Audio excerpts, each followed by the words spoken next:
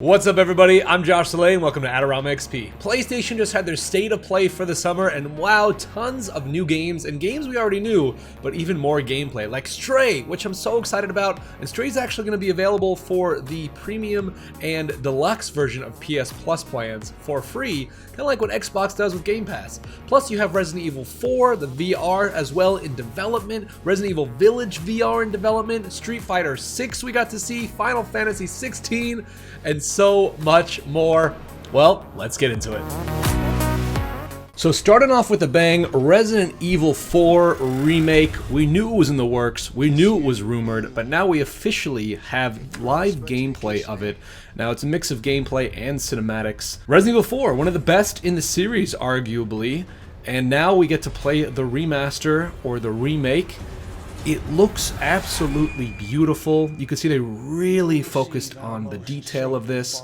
And this is great. A lot of people are really excited for this, especially after the previous Resident Evil 7 and 8 that came out and the remakes that they've been doing. Resident Evil 4 should be just like those.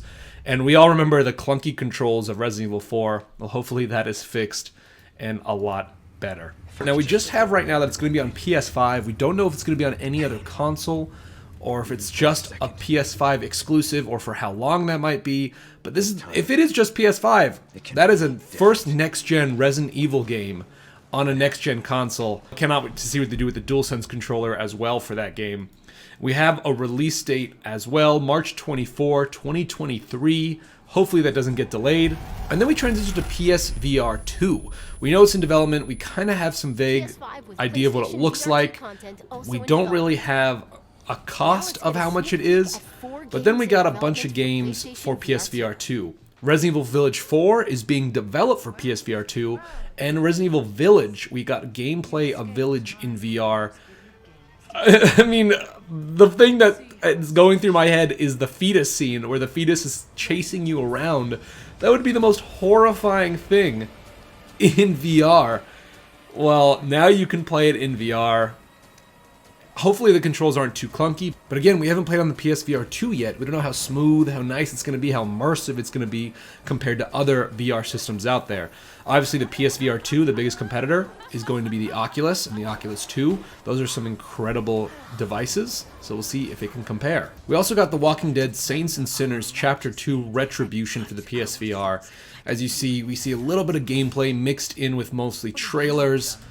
Looks alright, but after, you know, Resident Evil Village going to be on PSVR 2, another zombie game, that's a lot, but again, the game looks great, looks a little cartoony compared to Village, kind of like a Left 4 Dead type feel to it. I originally thought this was Left 4 Dead in VR, but it is not. So, see what y'all think, let us know in the comments what you think about this game. We don't have a release date, but we do have a release window, 2022, that's this year. No Man's Sky. I remember the crazy beginning of No Man's Sky, and then the developers stuck with it and made an amazing game if you play it now, with tons and tons of content, and now it's going to be available on PSVR 2. That's pretty wild. We just saw a little bit of snippet there, kind of like a teaser. If you're a big fan of No Man's Sky on the PS5, PSVR 2, check it out. And then the game we all kind of all been waiting for the PSVR 2, the Horizon game on VR. What was it going to look like? What is it going to sound like? And here you see it.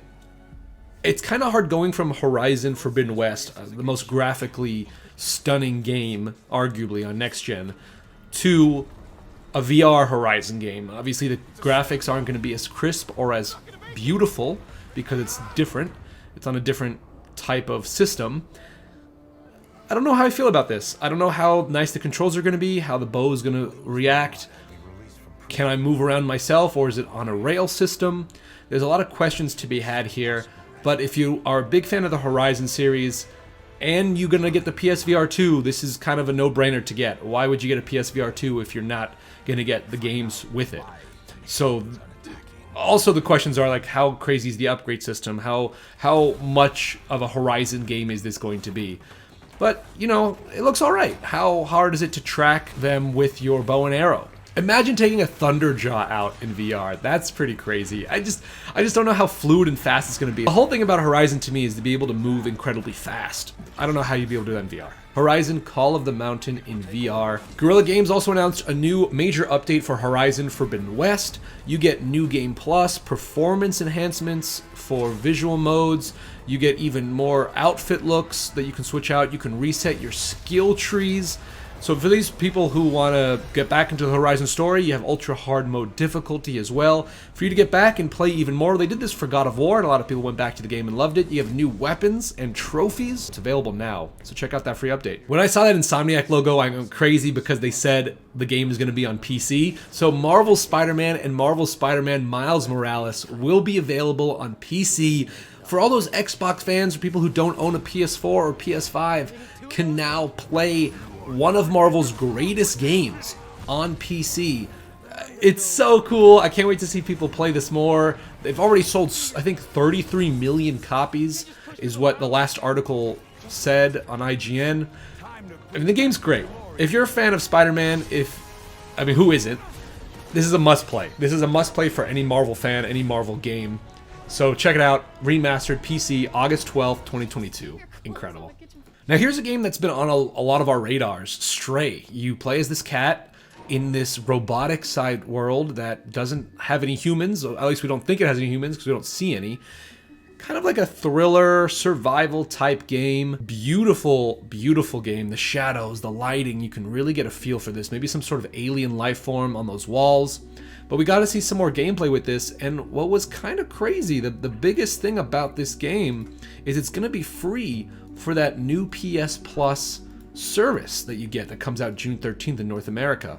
It comes out July 19th, Stray does, on PS5 and PS4, and if you have the upper tiers of the PS Plus, you will get it for free of release. So much like Xbox Game Pass does with those games like Halo, this game is going to be free on Premium and Deluxe, which is awesome. So we know Dead Space Remake is on the way, but the actual Dead Space developers are working on the Collisto Protocol, which is what you see right here.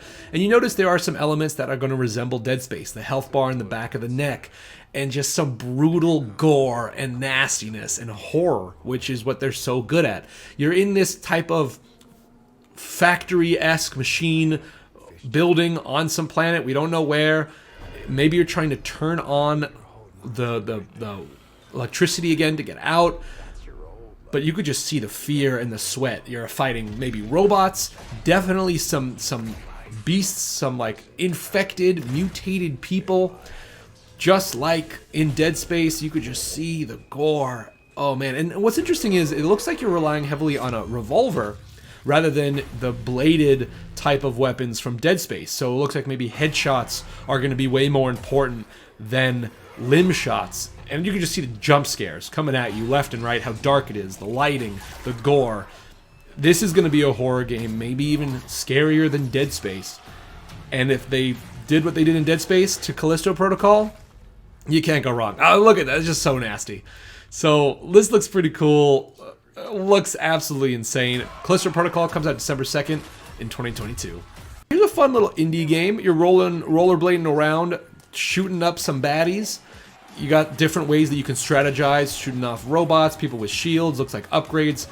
Would be great if this is online. It'd be an awesome PvP type game, but this is if you took Tony Hawk with like a battle royale type game, maybe Overwatch in a sense. It just looks absolutely wild. You can see the people are having just a lot of fun with it, and I think anybody would have a lot of fun with it. The art style isn't my personal favorite. It looks, you know, kind of interesting. RollerDrome is the game, August 16th. So this is Eternight. It is an action game mixed with a dating simulator.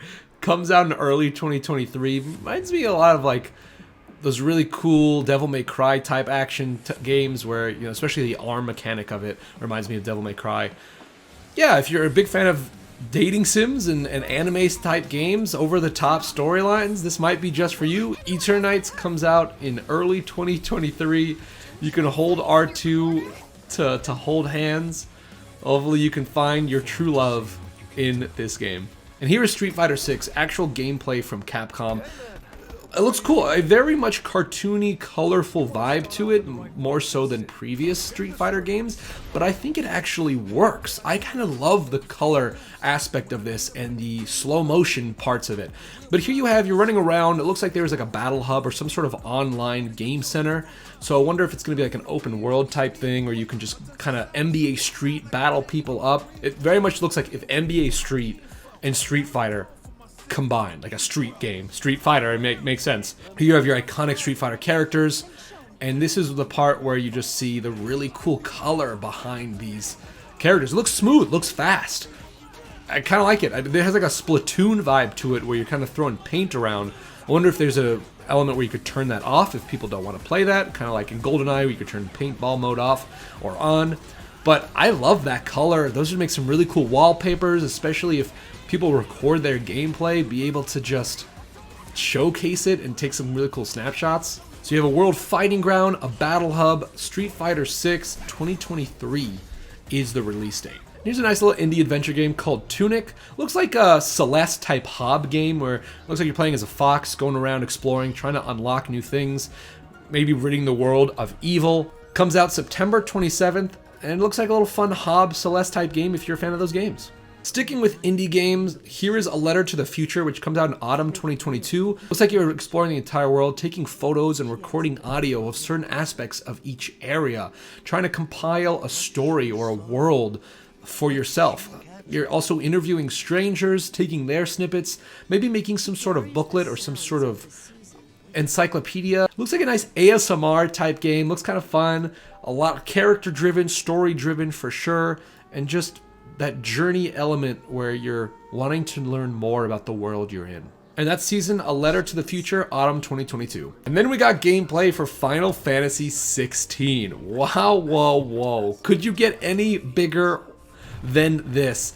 It looks like there are gods among us that I don't know if people can transform into these beings or what, or if they're just on the world that you play at, but it's a massive scale. And this is Final Fantasy. It's not knowing what's going on, having a very convoluted story, but being visually beautiful and spellbound by what you see.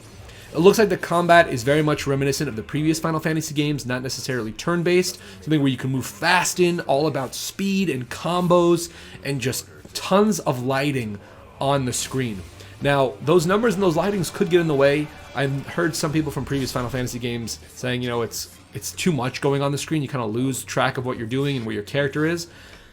But hopefully that's something that can change or you can turn off in the settings. But wow, it looks like people are going to war here, and it's insane. It's insane. A lot of people are really excited for this. How could you not be? If you're a Final Fantasy fan, this is insane. We got a look at the gods, very much Attack on Titan vibe to it that I'm feeling, and you'll probably be able to fight these gods and maybe even turn into one of them. Don't know. Maybe you'll have even a massive scale battle, dragon versus dragon. Final Fantasy 16 comes out summer 2023. Oh man, the Collisto Protocol looks insane. Spider-Man going to PC, Horizon getting New Game Plus, and so much more. Let us know in the comments which was your favorite announcement for the PlayStation State of Play and how excited you are for PSVR 2. We're getting another VR headset from PlayStation. That's awesome. Like, subscribe. I'm Josh Saleh. Thanks for watching. This is AdoramaXP. Peace.